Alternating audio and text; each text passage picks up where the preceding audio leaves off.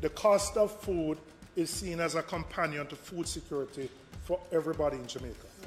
Food security means that we can realize more of the food that we eat from our own farms, which also means we can better protect ourselves from commodity price movements. And we import so many things here.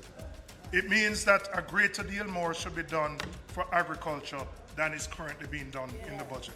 Irrigation is an essential component of agriculture today because of the variability of rainfall due to climate change.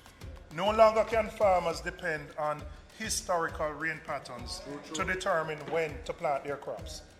We are used to in Jamaica some crops being seasonal. Some are, but we also know many farmers make a determination about when they anticipate rainfall to decide what they plant. But Madam Speaker, with the advent of climate change, as we are experiencing now with one of the more severe droughts we have had in more recent history, we can see that we cannot depend on natural rainfall as a basis for building our agricultural industry. So we recognize and acknowledge that there are irrigation projects taking place. We know there's Essex Valley. We know there are projects in St. Catherine and Clarendon. But these projects are an expansion of the existing NIC Irrigation Commission programs.